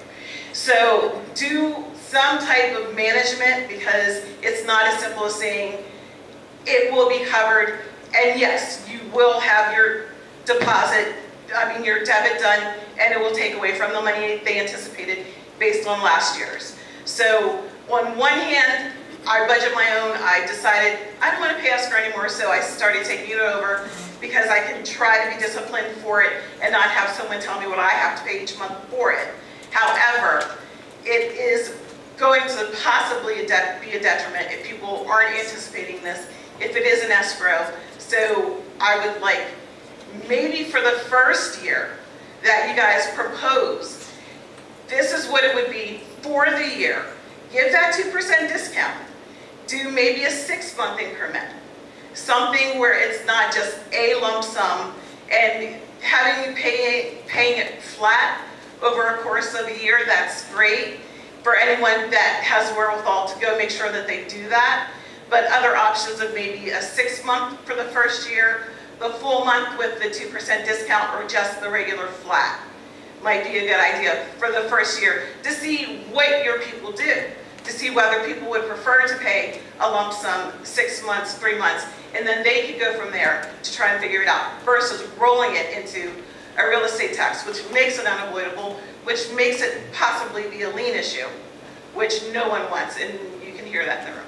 So that's my suggestion. I don't know where it'll go, but maybe the first year, since we're talking about it, it won't hurt to send out one mailer, and then if you get it back, then just send someone a paid for the year receipt, stop their billing, save your money. But if there's someone that's paying monthly or paying quarterly or every 6 months, you're still going to have to send them something unless they do pay annually anyway. So maybe shift your costs by seeing what your public wants and what they can do. Thanks for those suggestions. I mean, we do have many different payment options, and I'm hoping that we've covered everything, especially with the monthly, so people continue to do exactly what they're doing right now. And I will say, if in that mortgage situation on the escrow, what you said is exactly right. However, don't forget that for that year, you're not going to get any trash bills, so that you won't be paying $32 a month. So if someone is budgeting, they can try to set that aside, so when they do maybe get an increase in the escrow, they're ready for that. They're Offsetting what they're putting away, $388.08, right, but not the other. So yes. So if someone's going to put 34 away, I suggest putting 45 away. That's my suggestion. So when you get hit, you'll have money to go towards paying off what is being sent forward for you. So thank you for your time. Thanks for your comments. Thank you. I would just like to share with my neighbor that there are some residents that are on 2nd Street. I'm right on between 2nd and Penn, and it comes out the alley. Okay, and there's some of the items for recycle that is not going to be takeable. It just happens from time to time, and what I strive to do is have some fellowship with the folks that are living there on 2nd Street and try to keep them in their mind to keep it away from, you know, put it back in your yard. You know, keep it until the next week, whatever. Then my next question is, we had in the beginning where you had all of those areas of 17th and Boas, some of the trash in those areas that got cleaned out within a couple of weeks.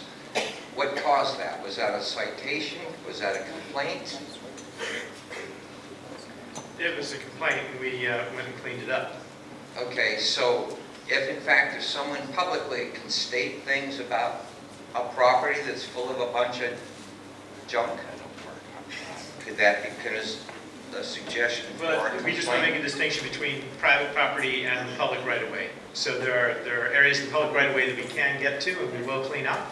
Okay. And then there's private property which we can't really trespass upon. So if you've got a bunch of stuff that's in a yard and then you've got about half of it into the alley. We can't go in people's yards. Okay, okay. The alley we might be able to clean up. All right, and then I see too, you clean everything out, but we still have the jungles, you know, of maintenance. Thanks. I thank you for the road show. Generally support most of the items in the proposal. Just have one question and two brief comments for you. Currently, are the waste service fees earmarked for a specific use? Do they have to be used by the Department of Public Works? Yeah, they go into a separate fund called the Neighborhood Services Fund, and then that fund has a separate budget which is approved by council. It's not part of the general fund, which pays for other types of city services. So the next question would be, is this proposal changing that at all? So would the increased fees still be dedicated towards that? Right, not changing that. Okay.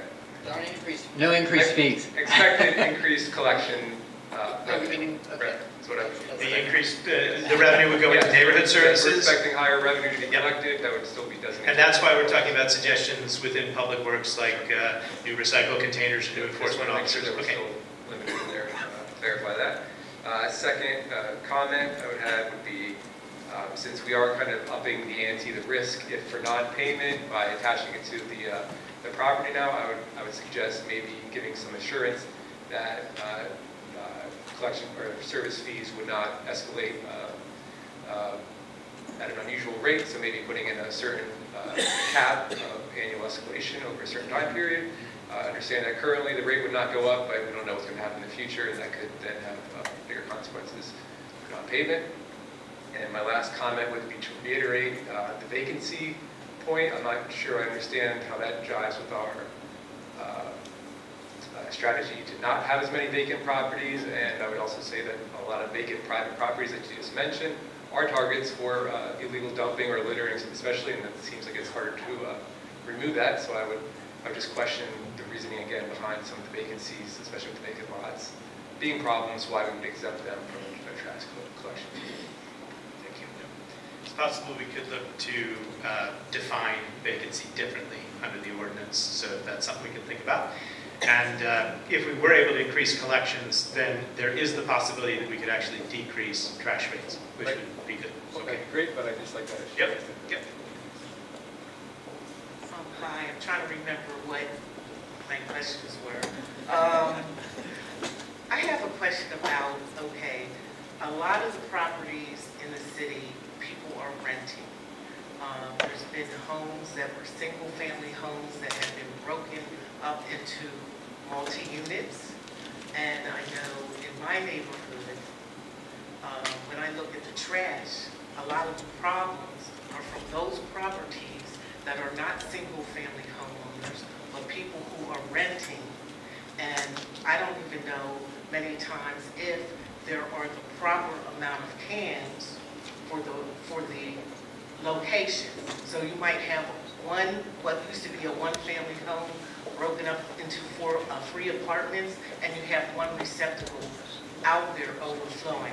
My question is, what is the city doing in terms of their pursuit or their campaign or reaching out to landlords?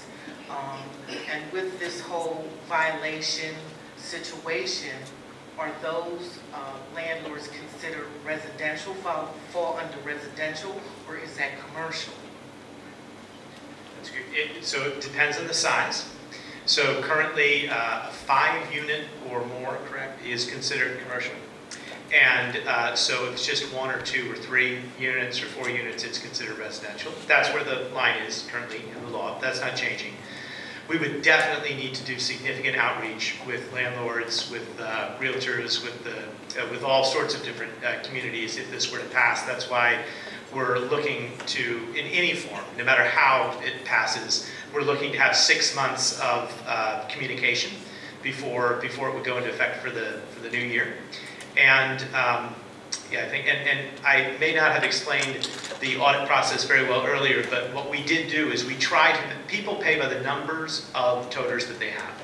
So we have tried, as Public Works, to make sure that if somebody needs 3 toters, they have 3 toters and they're paying for 3 toters. And they're not just trying to pay for one and then put the waste out, you know, separately and not in a toter. And that's why we're trying to encourage a small fine for doing just that. So so as far as reaching out, you said you need to step up in terms of reaching out to landlords. We would. Now, we've had preliminary discussions, but we really need to see how this passes in its final form. And I'm saying we'd have 6 months between now and the end of the year to reach out and really educate people about the final form process. This really is a workshop setting. This is to get feedback and ideas, and you have to start with a proposal and then it can be refined. So it would be a little premature to do that outreach other than in a general way. Yeah, yes. Yep. Okay, what you basically stating is currently happening. And in some instances, our guys who's on the trash truck, they report that back to us. And Rosemary is our building manager. So what happens is, what some of the landlords are doing, just like the mayor just said, is per toter, per can, okay, the black toters. So what they'll do is, they got 4 units because 5 or more is commercial. What they'll do, even commercial council, what they'll do is say, well, I only want 2 toters. You're absolutely right. You got 5, you got 4 units. So you know good and well, you need, each one of those units need a toter, but they don't want to pay for it. So what happens, what we do, and Howard's unfortunately, if he goes out and see it, or like I said, some of the guys are good about saying, hey Aaron, Dave, you got to go out here. A man needs to get 2 more toters. We'll call the landlord if we can find their number. Like everybody's talking about it, it's hard to find them sometimes. But when we do find them, we call them, give them that courtesy call. Look, you need to get 2 more toters. But if they don't take it, because our guys are not picking their trash off the ground, but at the same time, you live around all that. So then what we'll do is just put them there and we'll charge. So we do have limits. Now, in your case, if anybody's sitting out here, if you do know about that, it's called Public Works, let us know, we address it, you know. But our guys, some of the guys are pretty good about that, you know, that they will, you know, let us know what's going on. Same thing like with the commercial accounts, you know. I'll give you an example, you know, like if you're down at one of the hotels, if you got 7 days worth of trash, you can't say, I only want you to pick me up 4 times. If we used to pick me up 7 days, where's the other 3 days gone? It's going to be all over the place. So they can't get away from it. What they want to do is increase their fees, but that $190 a ton is why everybody's trash bills went up. That's not going away. Hopefully that, you know, the $190 was just like the surrounding area in Dauphin County. They paying like $72 a ton. We paid $190. That's where the increase came out. That was out of our control. So that's the issue, but we do be really addressing that. So, you know, people were throwing out ideas, and I don't even know if it's realistic, but with landlords in their lease, you know, some of this language needs to be incorporated in the landlord's lease. So when tenants do come in, they know the responsibility. The other thing I was going to say, as far as the lump sum bill for the trash, I don't know if afford that right now. You know, I'm a little skeptical. So if it's included in your tax bill, if you are late on your taxes, is it really going to be separate? Or will it now be one large bill, and if you are late on your taxes and there are, you know, interest or penalties imposed, is it going to be on that total amount? Or is it going to be teased out separate? You know? It will be one bill, and it will act just as the real estate taxes do now, with a discount period, a flat period, and a penalty period. And the penalty would be 10%. So we're not going to break anything out. However, okay, is that clear? Yes, and I don't like that. Well, but, hold on. Tell you right now. Well, here's the thing, though we do have payment options, and so if you want to pay monthly, but just exactly as you are now, I'm assuming, it's no different. You can pay monthly, and then you'll avoid the penalty. So you can pay on the monthly payment. I hear what you're saying, you're selling it, but what I'm hearing so far, I don't like it. The other thing is, with the lump sum, I feel kind of like I'm paying for something before I get the service. And I know that you guys do a great job overall. And I've called you from time to time. And when I call, I know one thing for sure. You pick up, and you'll get your guys out, turn around, and do what's needed. So you do a great job. But, you know, you're not always there on the spot when your guys come out. So there are occasions when they roll, even though they're picking up the trash every week. In the city, you know, people's trash generally go on a street where you have cars parked. Sometimes, I guess, they don't see the trash that they know goes with a house that they come and collect every week. So your trash doesn't get picked up. Meanwhile, I have paid in advance for a service I haven't received.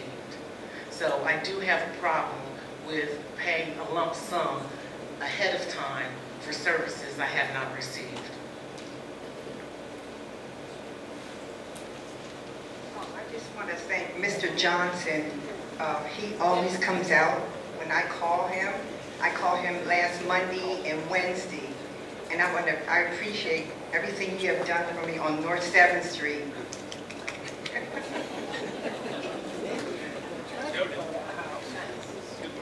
Hi guys, just a question.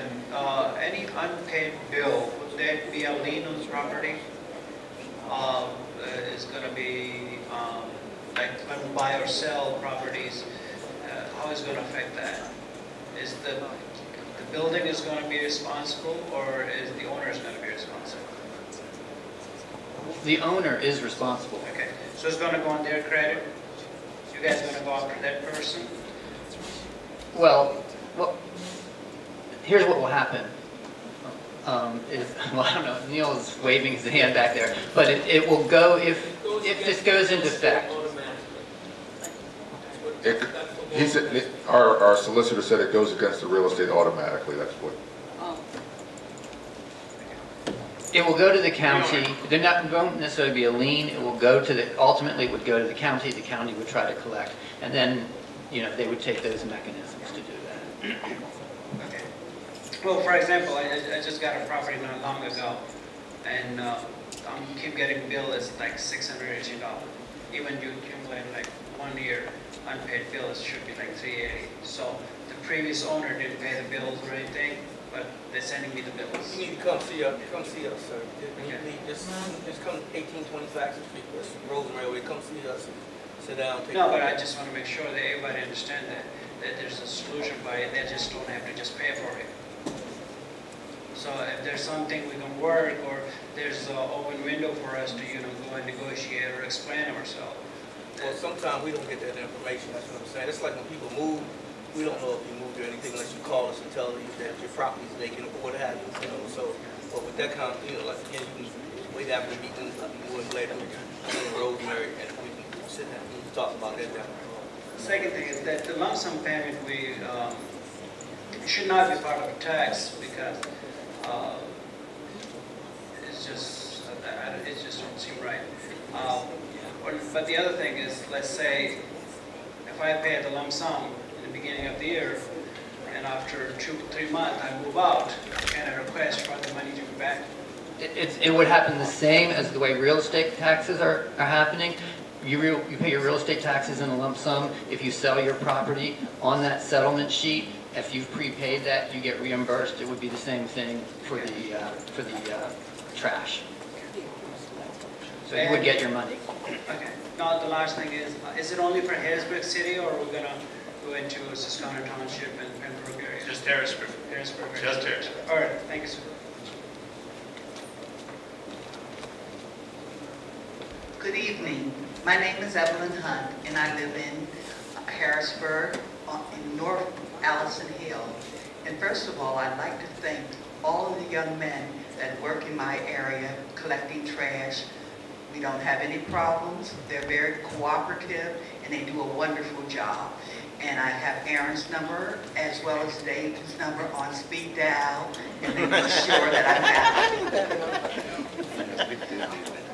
Okay, I have a question about the mortgages and having the taxes paid out. Question, can you opt not to have the trash, but still have your mortgage company take the taxes? Yes. I mean, and it's it would be on the bill, so the mortgage company would get that bill with both of them on. So it would be the person's responsibility to tell the mortgage company, do not pay the trash. If they'll do that, yes. We don't have an option. Okay. The trash cans, when a person has claimed their home or their business to be vacant, will you be collecting the trash cans? We have, because what we've been noticing, then, Yes, Mr. Evans, because what's been happening, people have been stealing people's trash cans for some reason. You have a lot of these people that be, doing some roofing. You end up, the cans be going, they're using them for shingles and all kinds of stuff. So, for example, like South 14th Street, that's down in the sinkhole area. We start removing those cans because people's not there. So, but again, we don't know no one moved. Once we informed it, yes, because that's what we starting to do, because people have been taking them. So then when somebody move in there, they'll call down there and say they don't have the can or recycling can, and then we'll return it. I'm hoping with some of this money that you saved from not doing mailing, you will be putting additional trash cans around Reservoir Park. Where I live, there are a number of commercial places that generate a lot of, their customers generate a lot of trash. And what happens is we're picking this trash up, putting them into our cans. And unfortunately, a lot of the trash that we pick up, it's glass bottles. And I know for a fact, I'm not taking those bottles in my home and rinsing them out and taking them to any site. But if we had more trash cans up around that Walnut Street area, yeah, we might be able to alleviate some of the trash there, because that's a major area for collecting trash. Yes, if you notice, we actually cleaned it up this we did it once time. This year cleaned the embankment because I was there supervising. Yeah, down from Jazzland, he called me, but that's something that I talked to Parks and Rec maintenance about, putting some more cans out there. Okay, you indicated Dauphin County was going to take over this part when people don't pay their bill. Does Dauphin County get a portion of the money that's collected? We do pay a fee to them for collecting real estate taxes, yes. What's the percent? I think it's 5%. Okay.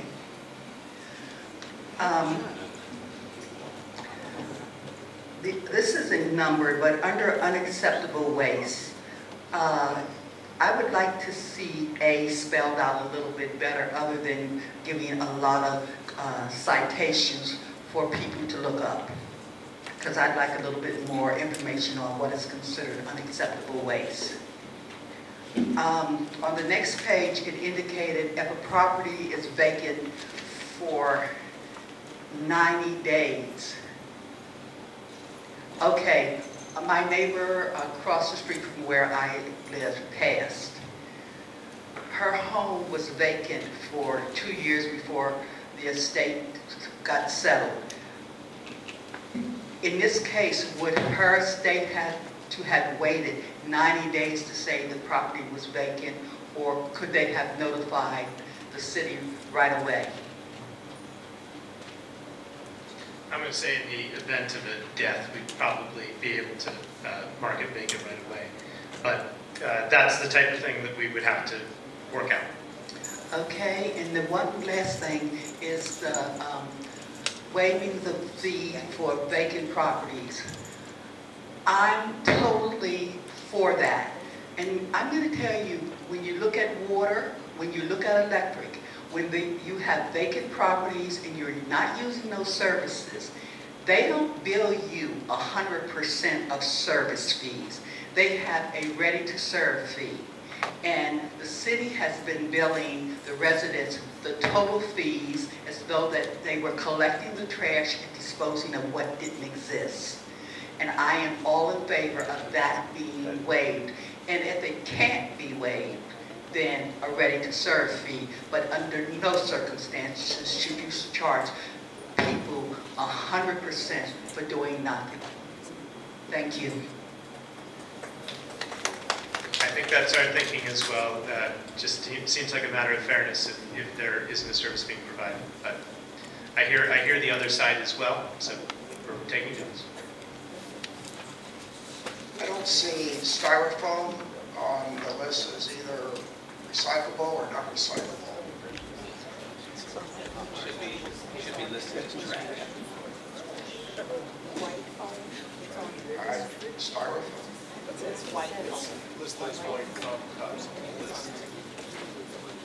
Styrofoam is a trademark. We're not supposed to list Like your the tipping fee, the $190. Which is actually going up to $195 next year. So. Well, that's what I was getting to, because I remember when the issues with the incinerator came up several years ago, and they came to an agreement, and the county wouldn't pay the same as the city. I recall there was some kind of a schedule where eventually the city rates are going to be going down and the county rates are going up. So you're saying the county rates are going up. I don't think the city rates are going down. But it is. Well, eventually it was supposed to. I think over a period of 40 years, no, they would even out. It's a 20-year agreement that the city entered into as part of the recovery and receivership with Black Swamp. And at the end of that 20-year agreement, I believe the rates are equalized between the city and the county. So they're going 20 years. They're going up $5 next year. They're going up $5, then they go up again under the agreement. This is the cost we are all collectively paying as a community for the bad decisions in the past. But yes, that deal with Laxwama, which not only stated what the rates would be for the next 20 years, but also mandates that the city has to deliver a certain amount of tons to the incinerator every year. That did retire, help us retire hundreds of millions of dollars of debt that needed to be retired at the time. So that now our general obligation debt for the entire city is really a very manageable amount, and with this issue of tipping fees aside, the city is able to manage the rest of the budget. So with the tipping fee going up, is the 32, 34? No, the rates are staying the same. Yeah, the amount the city is paying to dispose of people's trash is going up, but we're not charging more to do it. Good evening. I want to thank all of you for your time, and certainly appreciate the effort you're trying to make here. Somebody earlier said it might be a nit. This is my nit, so it's a little thing. My concern is the rows of trash cans, what I call dumpsters, and the recycling bins in front of houses. Your new rule, I think, says shall not impede the right-of-way.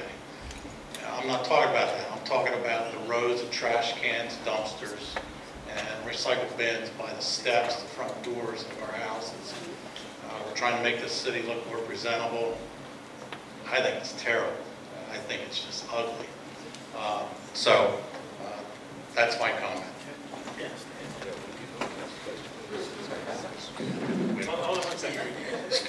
Hold on, Mr. Pat. I just want to address that. The reason why you see some of them out front is because you think about it. Some alleys, Orange Alley, I'm keep the Orange Alley for example. All right. Well, you got a lot of people, trees is overgrown that be in the alleys. Now we just spent like $250,000 on these new trash trucks. Well, we going down the alleys. All them branches hit the windshield, damaging our equipment. Okay, not only that, when it's winter time, you know, it's very dark. Like I start at 5 o'clock in the morning. We in the alleys, you know, they don't know what they're walking into. So some of the alleys are not feasible for equipment. Then again, our new trash trucks are larger than the older ones, okay? So what we did, that's why we tried to say we had to relocate some of the things. Now, the other issue is, like when we have snow, like snow removal, you know, in the alleyways, it's really private. Okay, the only reason why we plow back there is because we have the trash cans back there. It would be nice if we did have it to the front because that's the primary roads. That way we could plow and then, you know, we might not have to cancel, you know, trash collection because we plow. But a lot of times it's the situation, some alleys, and some people, they do put their stuff in the rear because again, our shade tree, our tree guys, they cut back some of the people's, you know, branches and stuff like that so that we can actually go in the alleys. But that's the reason for that. And, you know, again, you know, it's preference, you know, that it don't look good in the front, you know, type of things. Because some people leave their trash can out 7 days a week. Well, that's what I'm talking about. I'm not talking about trash day. And I appreciate the issues. I live in Midtown on Penn Street in the middle of a road. Yes. I've got nothing.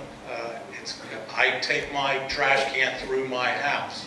I understand they're elderly, they're disabled, they can't do that. I'm one person, I have a small can. It's relatively easy for me to do that. But still, I mean, there's blocks where there is just row upon row upon row. Well, with every house. And now I heard you say this evening, rental units. I have a rental unit 2 doors up from me. There's 3 tenants, 1 trash can.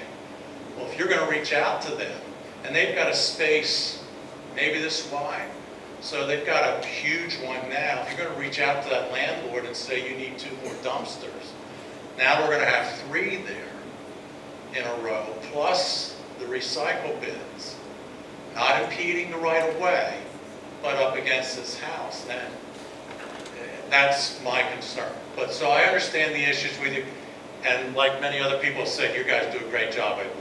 I commend you on that. It. You know, absolutely. And Penn Street's one of those tough streets. I understand that also. When it comes out with that large equipment, people might be parked offside the curb. Right. But it is where the cans are stored when they're not, when it's not trash day. That's the issue in my mind.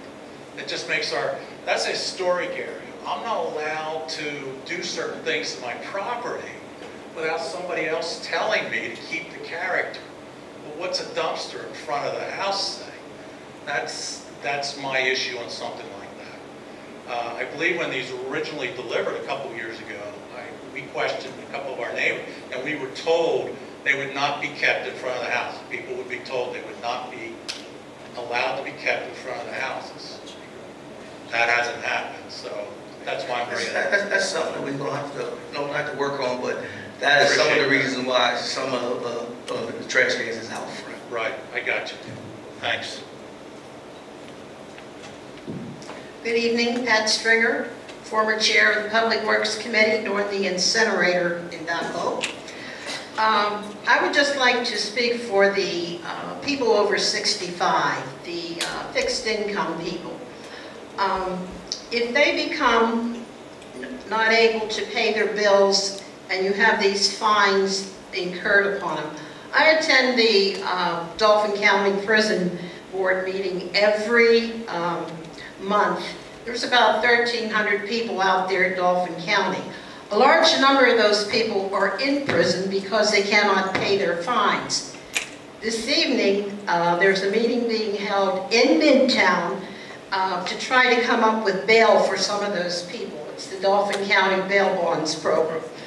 The other thing, Wink 104 did this survey, and they found out the average person doesn't even have $1,000, you know, whether it be in their checking account or their coffee can or something. So I'm concerned about these fees that are going to be tacked on to people.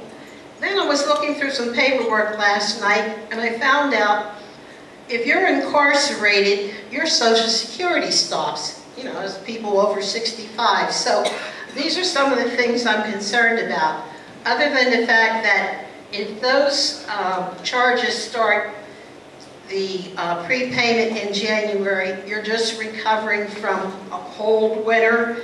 The other thing, you may be recovering from the holidays. There's also your car insurance and things like that. They hit at the same time. We also have something which was recommended by the National League of Cities. It's the sewer and water insurance that we have to pay, so that's another expense. If you're on fixed income, your funds are not going to go that far. The other thing, you have a member of City Council who's conducting a how to feed yourself on a budget this Saturday out at the Central Pennsylvania Food Bank, because there are working poor. People are working, but they still try to stretch that money, and some people have to decide, well, do I eat food or do I get my medicine and everything? So these are some extra things that are going. Tomorrow, the Dauphin County Poverty Forum, which is held at Pennsylvania Career Link, they're going to have somebody from the Central Pennsylvania Food Bank there. People really are having a hard time now, so I'm just looking out for people. Some people, they're okay, they have more than one income, but other people, they may be by themselves and they're supporting other people. Also this Saturday, 8 o'clock down at the South Harrisburg, there's going to be a food giveaway. People do not have the money for all these additional expenses. So I'm here speaking for the little people. Maybe I'm a little bit fortunate, I'm not really, but I'm just saying that maybe I can afford it, but this person over here, you know, that's a little rough for them and everything. Also, do not go into my checking account. I do not want you to be deducting something from there, because that's an extra expense. If the funds are not there to cover it, the bank's going to come after. And we already know we need a little car so we can get around.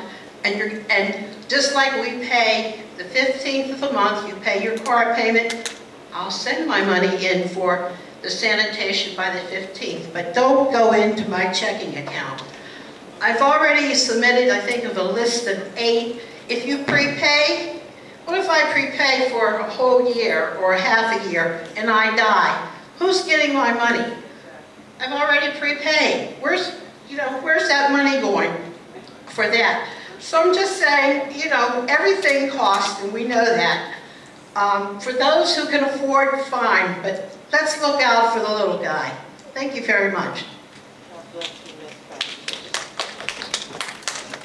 Pat, I'd like to say I do think we're looking out for the little guy. There's no increase in fee, and those are very good comments, and you know, this whole notion that we're not trying to bend over backwards, we are. We do have a monthly program. If someone doesn't have a checking account, they can do it in another manner.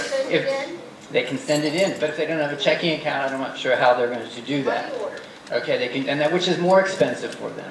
But if you also, we have the exception. So anybody who wants to pay monthly, doesn't want to use ACH, give us fill out the exception form, you can do it that way. With all that extra money that you're making, I think the city should set up some sort of financial literacy classes so that people can learn how to budget their money. That would be a good thing to set up. And I do want to say one other thing. This is only going to be billing property owners. So only people who actually own property are going to be paying this. So, so hopefully those people, which are already paying the trash fees, it's really a wash for them. Not really. Okay, well, thank you all. I'd like to hand things over to Councilman Wes Majors to close us out.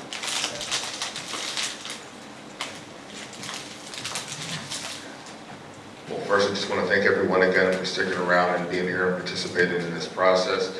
Your comments have been recorded, and City Council will be taking them under advisement.